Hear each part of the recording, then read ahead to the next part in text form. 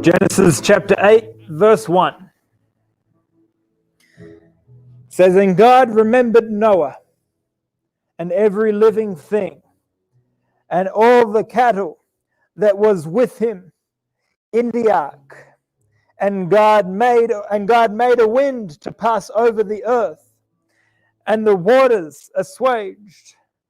The fountains also of the deep and the windows of the heaven were stopped, and the rain from the heaven was restrained, and the waters returned from off the earth continually. And after the end of the 150 days, the waters were abated." Verse 4. "And the ark rested in the 7th month on the 17th day of the month, on the 17th day of the month, upon the mountain of Ararat. And the waters decreased continually until the 10th month. In the 10th month, on the first day of the month, were the tops of the mountains seen." Verse 6. "And it came to pass at the end of 40 days that Noah opened the window of the ark which he had made." Let's jump now to verse 13 of the same chapter. Verse 13. "And it came to pass in the 601st year, in the first month, the first day of the month, the waters were dried up from off the earth, and Noah removed the covering of the ark, and looked, and behold, the face of the ground was dry." Verse 14. "And in the 2nd month, on the 27th day of the month, was the earth dried. And God spake unto Noah, saying, Go forth of the ark, thou and thy wife, and thy sons wives with thee." Go forth out of the ark. I want to preach for just a little while this morning on this subject, the buffering process. The buffering process.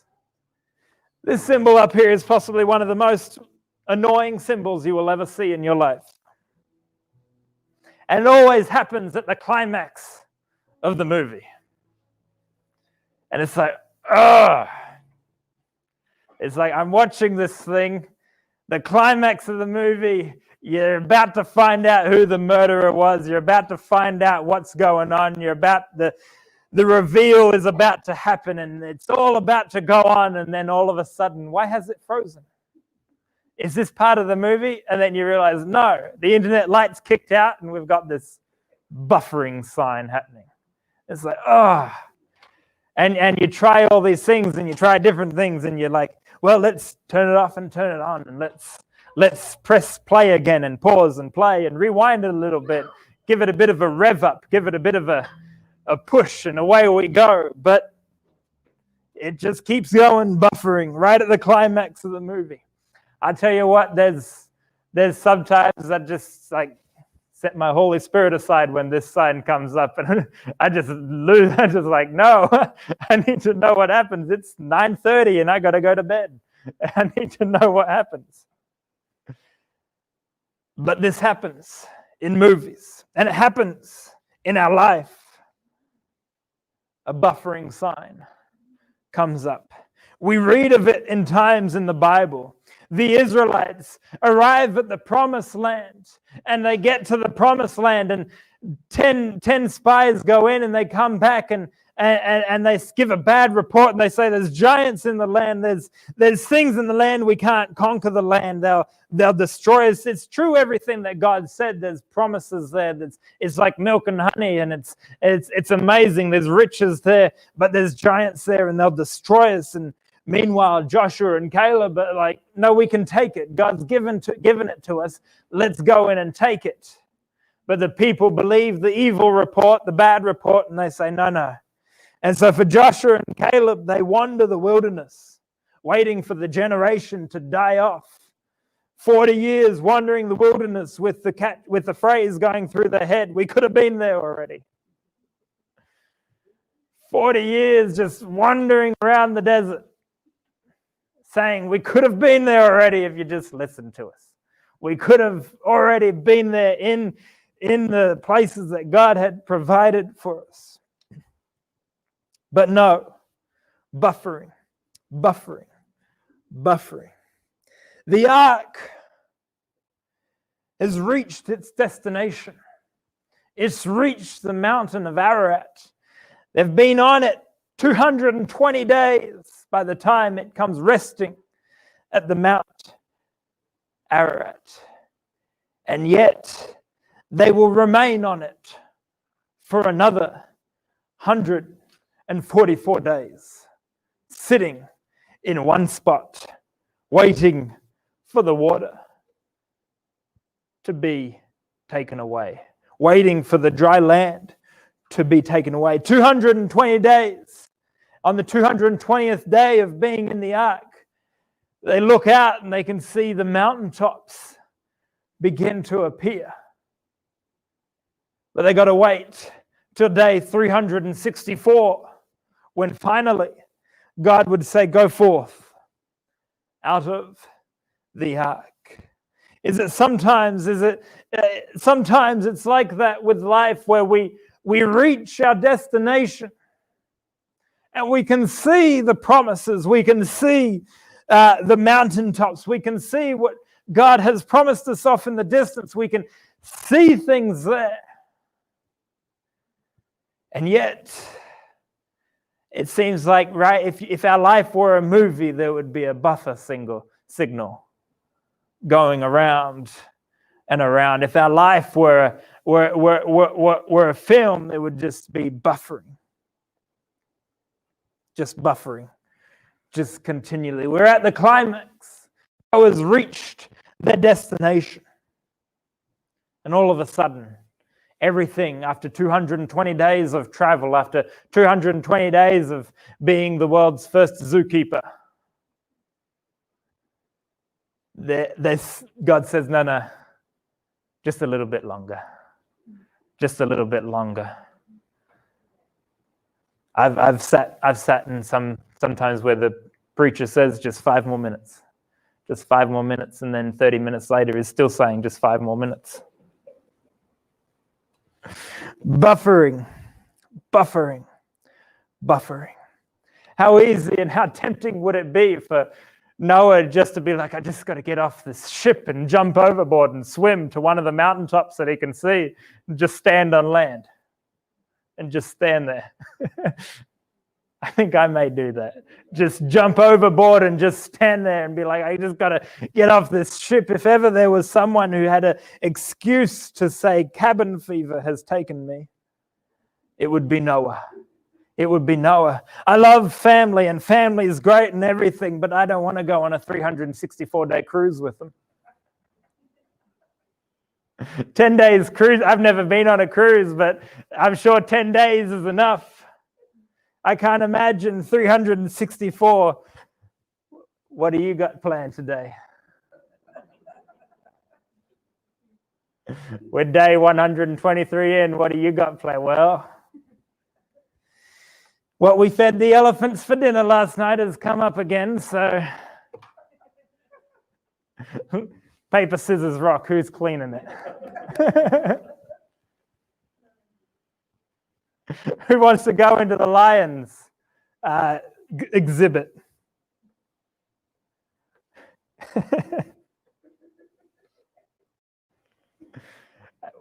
Guys, we've reached destination. Land ahoy. 220 days. I'm sure if we could get into the ark, like the actual ark, and you go into where maybe Noah slept, there's markings on the wall, like a prisoner. There's marked 1 day, 2 day, 3 day. There's markings on the wall. Land ahoy! All of a sudden, a bit of hope comes up. But no. It's just the top of mountains. We got another 144 days to go. Life can be like that sometimes. Life can be like that sometimes. It would be 364 days on the ark before Noah would exit, before Noah would leave the ark. Him, his wife, his 3 sons, and their wives, and then 2 of every kind of animal, creeping and crawling, of the birds, and of the big animals and the small animals. The only animals that are happy about the whole situation is the fish, because their natural habitat has just expanded by millions and millions of liters. They're the only things that are happy about this whole situation. 364 days. Life can sometimes enter a buffering phase where it's like you were going along, you were plodding along, you were doing your thing, things were happening, and then all of a sudden, everything comes to a screeching halt, and the buffer signal comes up, and you're wondering what's gone on, what's happening, what do I do now? Where do I go? What do I do now? And we live in a world and we live in a life that is so busy, so active, so continual, that the thought of just being still and knowing He is God is foreign to many of us. The thought of just pushing pause is foreign to many of us, because life is go, go, go. And if you don't know what to do, just do something. Hashtag just do it. Just do something. You don't know what to do, so just do something, change something up. Go crazy. Do something. Jump overboard. Swim.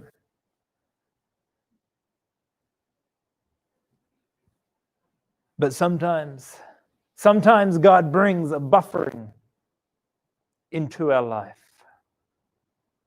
Why? We've reached the destination. We've reached where we feel like God's called us to go, where God's called us to do. But then it seems like everything's just been set on, sleep, eat, repeat, go to work. And Noah's living this life of sleep, eat, care the animals, go to sleep. For a whole year, just living this life of the same thing every day. No day off. No day off because everyone needs to eat. No day off every single day. I mean, movies have been made about Groundhog's Day. I haven't seen it, but where the day just repeats itself. This is Noah's life. Every day, the same thing. We go stir crazy if we try it for 3 days. Where the same thing happens every day, we go stir crazy. But in the verses that we jumped over in Genesis chapter 8, when they've reached their destination, Noah does a few things. He opens the window. The first bird he lets out is a raven. It flies to and fro, comes back. He lets out a dove. It flies to and fro, and it comes back. He lets out another dove. It flies to and fro, brings an olive twig, an olive branch, and brings it back. And signs of life have begun. And then he lets out a fourth dove. And the fourth dove doesn't come back, letting Noah know that he's found a place to build a nest and a little home. The first signs of life outside of the ark. If you are in a buffering phase, the first thing you need to keep is hope. Keep your hope. Open the window. Let a bird fly out. Let God speak to you. Let God. Noah isn't in day 265 and God shows up in a light and says, it's okay, just keep going, just another 99 days. That doesn't happen. It takes Noah opening the window, letting the raven out, letting the doves out, and all of a sudden, God speaks to him through the dove. Through the dove. So we don't jump overboard. We don't leave the ark. But you do give God opportunities to speak to you. Give him a chance to speak to you. Let some doves out. Keep the hope alive. Keep the hope alive. That is your first task, is to keep hope alive. Your second is to keep working. To keep working. It's very simple, it's very straightforward, but do what you know to do. Those 364 days, Noah would have got up.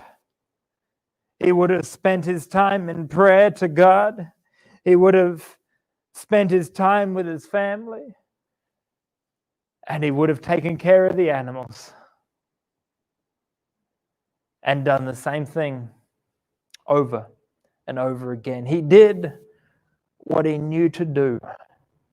And he just kept doing that. And until God spoke to him and said, it's time to leave the ark, he stayed on board. He stayed on board. Keep working. Keep studying the word. Keep praying. Keep doing what you know to do in your life. And God will keep providing. He will keep caring for you. Keep doing what you know to do. Keep your hope. Keep working. And above all, keep the faith. Keep the faith. That is above everything. That is above everything. Keep the faith. Noah, this whole ark thing has been a long process for Noah. It's been a long thing for Noah. 120 years it took him to build the ark. And 120 years he preached the gospel to the people in the town, and he built the ark. He preached and he built the ark. He told the people there's rain coming, there's a flood coming, there's all this stuff coming. It's coming. And he kept preaching and he kept building. He kept preaching and he kept building for 120 years. And you want to know something? Not a single person that Noah preached to believed him. Not a single person that Noah preached to believed him. It wasn't until the ark was completed and the first droplets of rain began to fall. And all of a sudden, out of the fountains of the earth, the sea levels began to rise. And Noah and his family were in the ark. The door closed. That the people then realized what they've heard for 120 years was true. Church, brothers and sisters, you may be telling people God's coming back. You may be telling people the rapture is near, and people may not believe you. But that doesn't change the fact that God is coming back, that Jesus is returning, that you need to be ready for his imminent return. Keep the faith. No matter what other people may say, no matter what other people may do, you, Noah, keep the faith. That is above everything else, above everything else, above all other things. Hold on to the faith that you believe in. Hold on to what you believe in, that God is coming back, that Jesus will return, that he has prepared a place for you. Hold on to that faith. Keep holding on. And this morning, I come with one warning. With one warning for you. Beware of frustrations. Beware of getting frustrated. Of getting frustrated. I know how easy it is when you see this thing appear on the iPad or on the screen or on whatever YouTube video you may be watching. I know how easy it is to get frustrated. And in reality, getting frustrated at the movie and the internet not working and all that, that's fine. That's a small thing. But we cannot allow that frustration to seep into our life and our walk with God. The frustration to seep into our relationship with God, to seep into our walk with God. It's too dangerous. It's too dangerous. That's when people take things into their own hand. That's when people say, well, I'm just gonna jump overboard. I'm just gonna jump. I gotta do something. I can't handle another day with these animals. I can't handle another day with my family. Bon voyage. Here I go.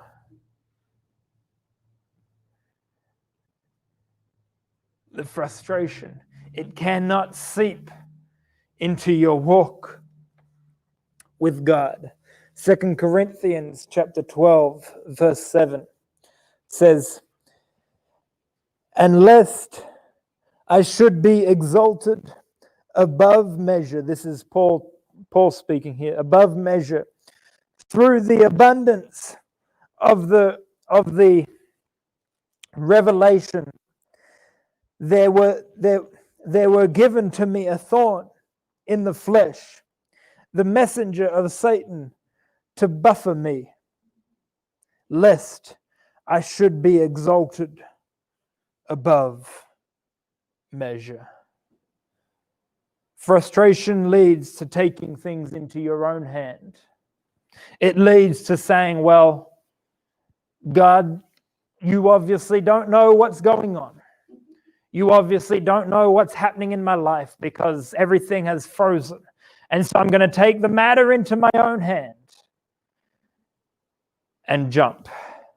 I'm going to take the situation into my own hand and figure things out myself.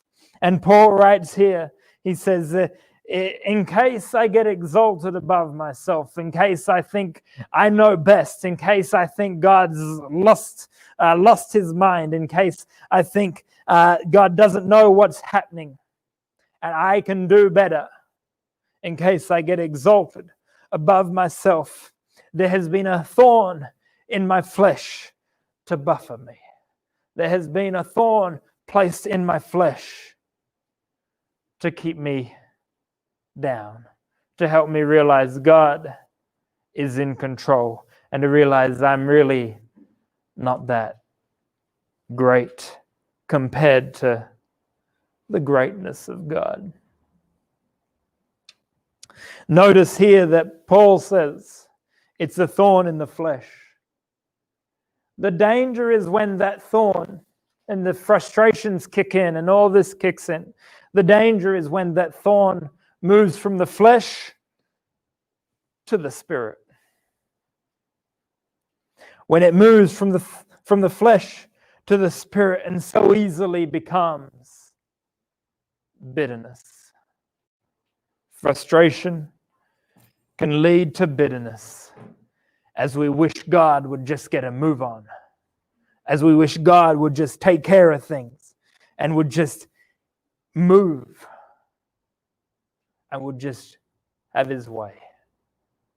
That's the danger of frustration. I close with this verse, if we could have some music, please. I close with this verse, Jeremiah chapter 29, verse 11. We must remember, this is God speaking, for I know the thoughts that I think towards you, saith the Lord. Thoughts of peace and not of evil, to give you an expected end. For I know the thoughts that I have towards you, saith the Lord, thoughts of peace and not of evil, to give you an expected end. I know this year has been tough. Whether it's affected you directly or indirectly, it's been tough.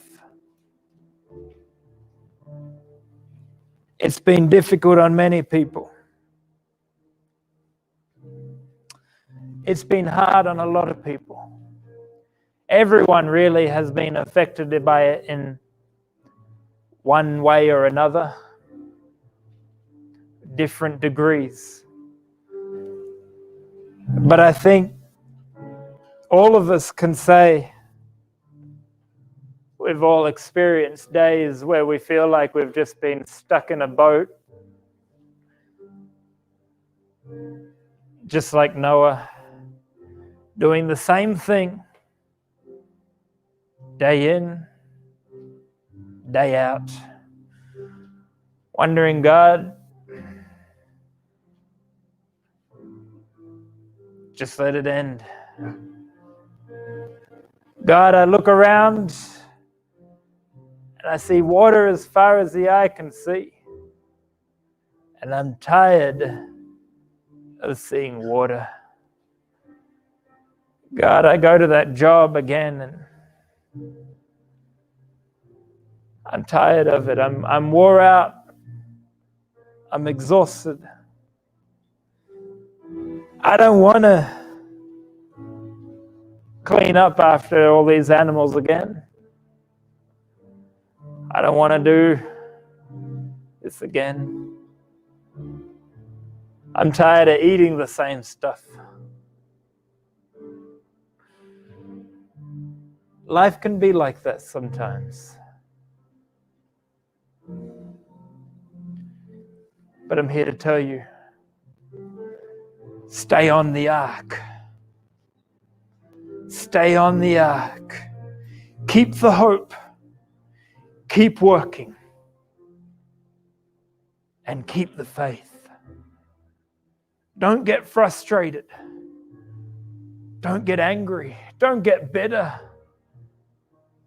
Hold on to the promises of God that says, I know the thoughts that I have towards you. Thoughts of peace and not of evil, to give you an expected end. Let's stand together this morning.